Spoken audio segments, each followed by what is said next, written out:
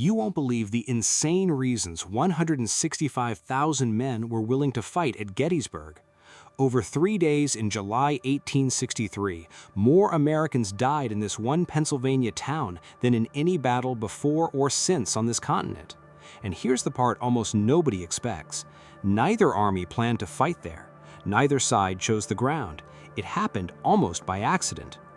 The Battle of Gettysburg is remembered as the turning point of the American Civil War, the moment the Confederacy's momentum broke and never fully recovered. Over 3 days, from July 1st to July 3rd, 1863, roughly 165,000 soldiers from the Union Army of the Potomac and the Confederate Army of Northern Virginia collided in and around a small crossroads town in southern Pennsylvania. By the time it was over, more than 50,000 men were dead, wounded, captured, or missing. It remains the bloodiest single battle ever fought on American soil. This episode is not about the fighting itself, the famous charges or the ridgelines that decided the outcome. This episode is about the question that comes before all of that. Why Gettysburg? Why did two massive armies, each larger than most American cities of the time, end up converging on a town that had no strategic value, no railroad hub, no arsenal, nothing that would normally draw an army's attention? That question matters more than it might seem. Wars are not fought where generals want to fight them. They are fought where circumstances, supply lines, terrain, and blind luck put two armies in the same place at the same time. Gettysburg is one of the clearest examples in American history of how a battle can be shaped almost entirely by forces neither commander controlled. Robert E. Lee did not choose Gettysburg. George Meade did not choose it either. He had only been in command of the Army of the Potomac for 3 days when the first shots were fired. So if neither general picked the battlefield, who did? The answer involves a stolen shipment of shoes, a cavalry officer who disappeared for a week, and a spider's web of roads that happened to converge on one unremarkable town. By the end of this episode, you will understand exactly how 165,000 men ended up killing each other in a place that, until the summer of 1863, most Americans had never heard of. To understand why Lee's army was even in Pennsylvania, you have to go back to May 1863 and a battle called Chancellorsville. Lee had just won what many historians consider his most brilliant tactical victory, defeating a Union force nearly twice the size of his own. But the win came at a brutal cost. He lost Stonewall Jackson, his most aggressive corps commander, to friendly fire during the battle. And strategically, nothing had actually changed. The Confederacy was still losing the war of attrition. The Union Navy was strangling southern ports. Ulysses S. Grant was closing in on Vicksburg, threatening to split the Confederacy in half along the Mississippi River. Virginia, the Confederacy's most important state and the site of its capital, had been fought over for 2 straight years, its farmland stripped bare, its civilians exhausted. Lee proposed something bold to Confederate President Jefferson Davis: take the war north. Move the Army of Northern Virginia out of Virginia entirely and march it into Pennsylvania. His reasoning rested on several goals at once. First, it would pull Union forces out of Virginia and give southern farmland a season to recover, while Lee's own army lived off the rich, untouched farms of Pennsylvania instead of stripping Confederate territory bare. Second, a Confederate army operating deep in Northern territory, threatening cities like Harrisburg, Philadelphia, or even Washington itself, could shock Northern civilians and strengthen the growing peace movement in the North, the Copperhead faction that wanted to negotiate an end to the war rather than keep fighting it. Third, and this was the ambition Lee cared about most, a decisive Confederate victory on Northern soil might finally convince Britain or France to formally recognize the Confederacy as an independent nation, which could bring desperately needed foreign support and pressure Lincoln toward a settlement. There was also a quieter motive. Lee wanted to draw the Army of the Potomac into a fight on ground of his own choosing, away from the fortified positions around Washington and Richmond, and destroy it in open battle. If he could inflict a defeat severe enough, the political will in the North to continue the war might simply collapse. Lee had watched Union armies retreat to entrenched positions after every previous Confederate offensive stalled, and he believed that only a battle fought far from those defenses, on ground the Confederacy selected, could produce the kind of destruction needed to actually end the war, rather than just prolong it. There was also a second, more urgent pressure building far to the west that shaped Lee's timing. Grant's forces had Vicksburg, Mississippi under siege by late May 1863, and if that city fell, the Confederacy would lose control of the Mississippi River entirely, splitting Texas, Arkansas, and Louisiana off from the rest of the South. Some Confederate officials pushed Davis to send troops from Lee's army west to relieve Vicksburg instead. Lee argued the opposite. He believed a bold strike into Pennsylvania would do more to help the overall Confederate cause than shipping men 1,000 miles to Mississippi, since a northern invasion might force Lincoln to pull troops away from the western campaigns entirely to defend Pennsylvania and Washington. Davis ultimately sided with Lee, and the invasion went forward, even as Vicksburg's fate remained undecided. It is one of the war's grimmer coincidences that Vicksburg would surrender to Grant on July 4, 1863, the very day Lee's defeated army began its retreat from Gettysburg, effectively marking the same week as the twin turning points of the entire war. So in early June 1863, Lee began shifting his army north and west, screening the movement behind the Blue Ridge Mountains, using the Shenandoah Valley as a covered corridor to slip his corps toward the Potomac River without the Union Army immediately realizing the scale of what was happening. The Union side was, for weeks, playing catch-up. Major General Joseph Hooker, still in command of the Army of the Potomac after his defeat at Chancellorsville, had to figure out Lee's intentions without the benefit of modern reconnaissance. His job was not to invade anything. It was to stay between Lee's army and Washington, D.C., shadowing the Confederate movement while protecting the capital at all costs. That single constraint shaped everything the Union Army did for the next month. By mid-June, it became clear Lee was crossing into Maryland and pushing toward Pennsylvania. The Army of the Potomac marched north in a wide arc, always keeping itself between Lee and Washington, moving through Maryland roughly parallel to the Confederate columns. This was grueling, forced marching in summer heat, with some Union units covering more than 25 miles a day along dusty roads, trying to close the gap without knowing exactly where the Confederate columns were headed. Officers pushed their men hard, aware that if Lee reached Harrisburg or turned toward Philadelphia before the Army of the Potomac could intervene, the political and psychological damage to the Union cause could be severe, regardless of what happened on any battlefield. On June 28th, just 3 days before the battle began, Lincoln made a decision that would define the entire engagement. He removed Hooker from command, still smarting from the defeat at Chancellorsville and unable to locate Lee's full army, and replaced him with Major General George Gordon Meade, a corps commander known for careful, methodical planning rather than boldness. Meade found out he was now commanding roughly 95,000 men in the middle of an active campaign, with no time to reorganize, no time to fully study the terrain ahead, and a Confederate army somewhere in Pennsylvania that he had to locate and stop. He inherited not just an army, but an entire strategic problem already in motion, with his own corps commanders scattered across dozens of miles of Maryland and Pennsylvania countryside, each needing new orders under a general most of them had never served directly beneath. Meanwhile, Lee had a critical problem of his own, and it is one of the most consequential blind spots in the entire war. His cavalry commander, Major General J.E.B. Stuart, had taken a large portion of the Confederate horsemen on a raid around the Union Army, intending to gather intelligence, disrupt supply lines, and rejoin Lee further north. Instead, Stuart's ride took far longer than planned. He ran into Union cavalry, got delayed by skirmishes and a captured wagon train he refused to abandon, and effectively vanished from Lee's field of view for more than a week. Cavalry in this era was the Army's eyes.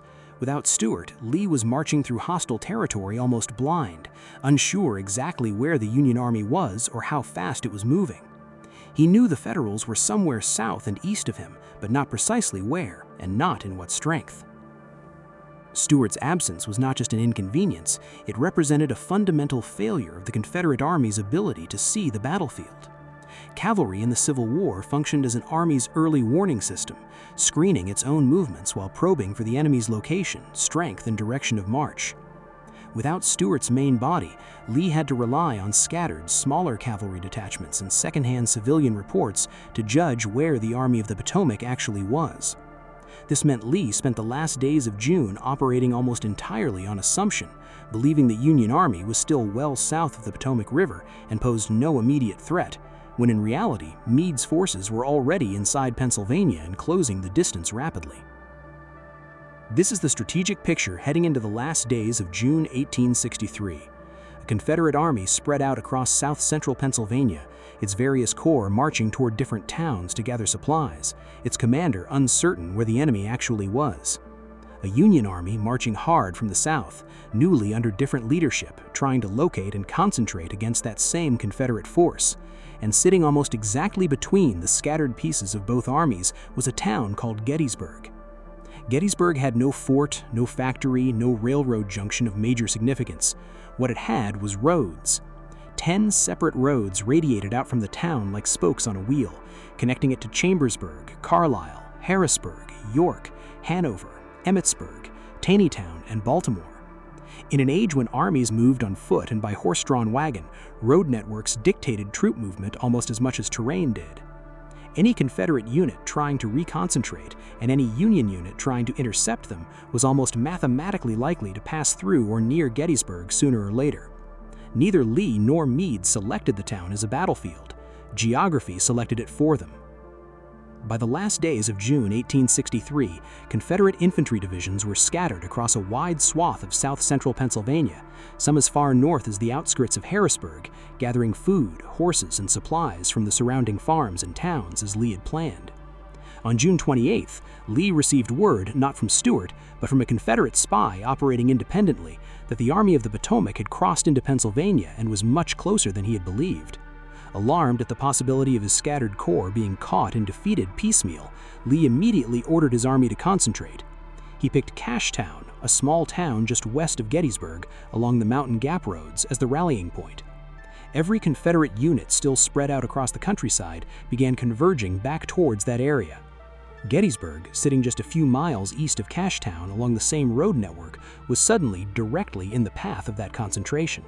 At the same time, a persistent story, repeated in post-war memoirs though never fully confirmed by contemporary records, holds that a Confederate infantry brigade under General J. Johnston Pettigrew had heard reports of a supply of shoes stored in Gettysburg and marched toward the town on June 30th, hoping to requisition them for barefoot Confederate soldiers. Whether the shoe story is the full and literal truth or a simplified version of what really happened, the underlying reality is well documented. Confederate units were moving toward Gettysburg for supplies and reconnaissance, not to fight a battle, when Pettigrew's men spotted Union cavalry already posted on the ridges west of town and pulled back to report it rather than engage. That report reached Confederate Major General Henry Heth, who decided to march his own division back toward Gettysburg the next morning on July 1st to investigate and, if the town was only lightly held, to seize whatever supplies it offered. What Heth did not fully appreciate was that the Union cavalry his men had spotted was not a token patrol. It was a full division under Brigadier General John Buford, roughly 2,800 troopers, and Buford was one of the sharpest tactical minds in the Union Cavalry Corps. Riding into Gettysburg on June 30th, Buford immediately recognized the significance of the high ground surrounding the town, ridgelines like McPherson's Ridge, Seminary Ridge, and further back, Cemetery Hill and Culp's Hill. He understood that if Confederate infantry seized those ridges first, the Army of the Potomac would be forced to attack uphill into prepared positions, exactly the kind of assault that had proven catastrophic for both sides throughout the war. Buford made the decision on his own authority, without orders from Meade, to fight for the town, to dismount his troopers and hold the ridges west of Gettysburg for as long as possible, buying time for Union infantry to arrive and occupy the superior ground behind him. On the morning of July 1, 1863, Heth's Confederate division marched east along the Chambersburg Pike toward Gettysburg, expecting to brush aside light resistance and gather supplies. Instead, they ran directly into Buford's dismounted cavalry, armed with breech-loading carbines that allowed a much higher rate of fire than the muskets typical of the era. Buford had positioned his outnumbered troopers in a deliberate defense in depth, spreading them thin across successive ridgelines west of town, rather than concentrating them in one line that could be easily overrun. Each time Confederate infantry pushed a position, the cavalrymen fell back to the next ridge and kept firing, forcing Heth's men to stop, reform, and advance all over again, rather than simply walking through open resistance. What both sides likely expected to be a minor skirmish, a delay of an hour or two at most, turned into a stubborn defensive stand lasting most of the morning. Buford's troopers held their ground far longer than anyone anticipated, trading space grudgingly, falling back ridge by ridge rather than collapsing outright. Buford himself reportedly climbed to the cupola of the Lutheran Theological Seminary to watch for the dust clouds of approaching Union infantry, aware that his small division could not hold indefinitely against a full Confederate corps. That delay was everything. It bought enough time for the Union First Corps under Major General John Reynolds to force march to the scene and reinforce the position. Reynolds himself was killed within the first hour of infantry fighting, shot from his horse while personally directing troops into position along McPherson's Ridge just west of town. He was one of the most respected corps commanders in the entire Union Army, and his death that morning signaled just how quickly this had escalated from a chance encounter into a full engagement neither high command had ordered, drawing in tens of thousands of men who at dawn that morning had no idea they would be fighting for their lives by early afternoon. Lee, still recovering from the shock of losing Stuart's intelligence, arrived on the field that afternoon to find his army already heavily committed to a battle he had not planned to fight, on ground he had not chosen, against an enemy whose full strength and position he still did not fully understand. He made the decision to press the advantage rather than withdraw, and by the end of the first day, Confederate forces had pushed Union troops through the town itself to the high ground of Cemetery Hill. But that Union retreat to high ground was, in the end, exactly what Buford had been fighting all day to secure. The armies were now fully committed. Neither side could easily disengage. Over the next 2 days, the rest of both armies would arrive and throw themselves into the most devastating battle of the entire war. So why did 165,000 soldiers end up clashing at Gettysburg? Pull every thread together, and the answer is a combination of grand strategy and pure accident. Lee brought his army north for real, calculated reasons: to relieve pressure on Virginia's farmland, to threaten northern cities and strengthen the peace movement, and to chase the long-shot possibility of foreign recognition through a decisive victory on Union soil. Meade's Army of the Potomac was in Pennsylvania purely in reaction, obligated to shield Washington while hunting down a Confederate army it could barely locate, thanks in large part to Stuart's cavalry disappearing at the worst possible moment. And the specific town where these two enormous forces finally collided was decided not by either commander, but by a road network that happened to funnel both armies toward the same crossroads, and by a chance meeting between a Confederate division looking for supplies and a Union cavalry officer who recognized, faster than anyone else on the field that morning, exactly what those ridgelines were worth. What started as a minor skirmish over shoes and reconnaissance became within hours the opening act of the bloodiest battle in American history. What do you think was the single most decisive factor that brought both armies to Gettysburg? Lee's strategic ambitions, Stuart's missing cavalry, or Buford's decision to stand and fight? Let me know in the comments. If you want more deep dives into the real history behind America's defining battles, subscribe to Cloaked History.